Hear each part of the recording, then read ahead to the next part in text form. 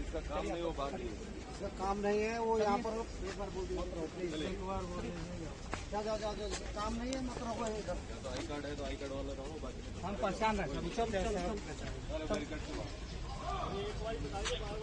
बार बार नहीं बोला जाएगा, कितना बार बोले समझ में आ रहा है। मेला लगा हुआ है, उनको छोड़ दीजिए। हाँ छोड़ दीजिए, आइए। काम धाम है या नहीं?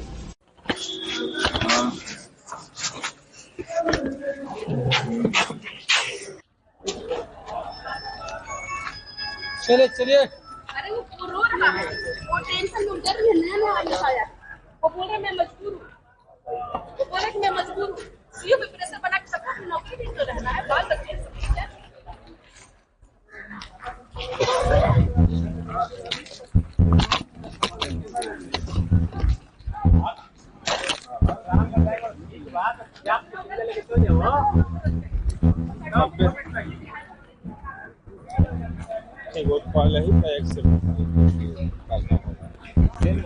की है, उनका भी सर्टिफिकेट, उनका भी जाति प्रमाण पत्र लगा हुआ था, लेकिन उनका हो गया, लेकिन मेरा नहीं हुआ। क्यों? क्योंकि भाजपा को और उनके उम्मीदवार को मुझसे डर है, मेरे पार्टी से डर है और राष्ट्रीय जनता दल की सरकार आने से डर है, इसलिए वो अन्याय कर रहा है। अभी सोच लीजिए कि जब व्यक्ति को चुनाव लड़ने नहीं दिया जा रहा है, लोकतंत्र में उसको ये अधिकार नहीं है, तो आप सोचिए कि जब उनकी सरकार आएगी पूरी तरीके से तो वो क्या करने वाले, बिहार का नाश करने वाले हैं वो। तो अब आरोप लगाया गया था कि मेरा जाति प्रमाण पत्र, मैं यूपी की हूँ, मेरा जाति प्रमाण पत्र यूपी का नहीं होकर के मैं यहाँ की मूल निवासी नहीं हूँ, जबकि मैं 20 सालों से मैं यहाँ पे रह रही हूँ। और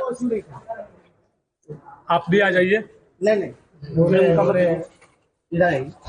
कार्यालय से यहाँ तक कि दिल्ली से प्रेशर लगातार सीओ पे, आरओ पे बनाया जा रहा था और सीओ मजबूर होकर, आरओ ने मजबूर होकर ये डिसीजन दिया है। उन्होंने कहा कि हम मजबूर हैं और डीएम का भी लगातार प्रेशर आ रहा है और इन्होंने अंदर बंद कमरे में आरओ ने कहा कि मैं मजबूर हूँ, मैं कुछ नहीं कर सकता।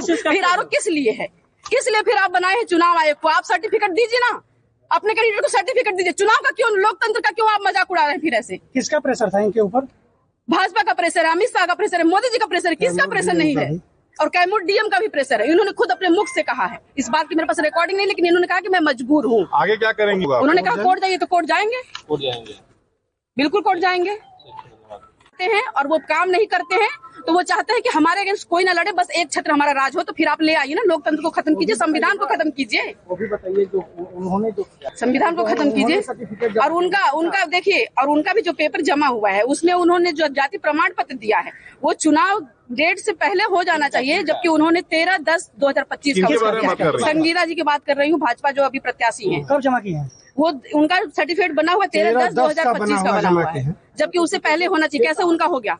नोटिफिकेशन से पहले का होना चाहिए। नहीं लगाई थी इसमें, मैंने बोला आवेदन भी दिया है मैंने।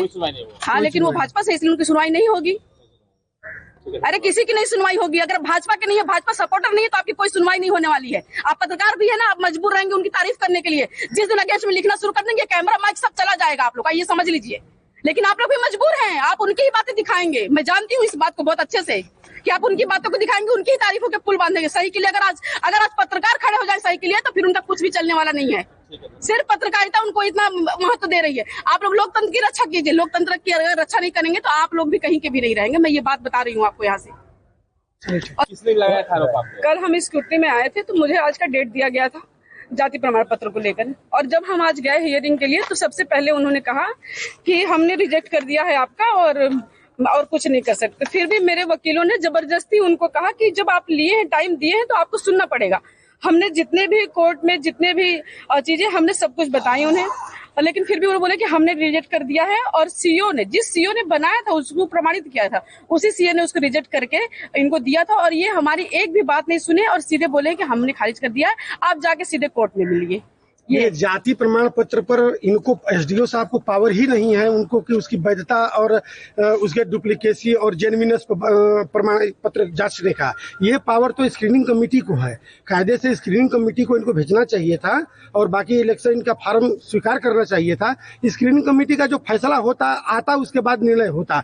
जीता हुआ आदमी चुनाव कोर्ट में नहीं हारता है, हो जाता, लेकिन उनको कुछ सुनना ही नहीं था। वो बायस हैं और कोई भी बात, कोई भी आर्गुमेंट हम लोगों का नहीं सुन रहे हैं।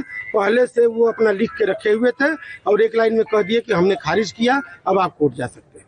और एक बात और की, तेजस्वी की सरकार आएगी और यहाँ की जो निकम्मी और घूसखोर महाभ्रष्ट विधायक है वो गर्व से कहती है कि मैं मोहनिया की पहली विधायक हूँ, और पहली विधायक तो बनी लेकिन पहली ऐसी भ्रष्ट विधायक बनी जिसने हर मतलब विभाग से हर यहाँ तक कि साथ में चलन लोगों से 10,000 की नौकरी लगवाती है तो 8,000 रुपए उसको सैलरी मिलती है, 2,000 कमीशन रह जाता है। ऐसे विधायक लोग, ऐसे कैंडिडेटों का यही करके करेंगे। वो गीता पासी जी का सेम केस है, उनका क्यों नहीं खारिज किया गया, क्यों नहीं खारिज किया गया? मैं जानना चाहती हूँ इस बात को भी। आप लोग भी इस सवाल को पूछिए कि गीता पासी का किस बेसिस पे उनको कंफर्म किया गया है।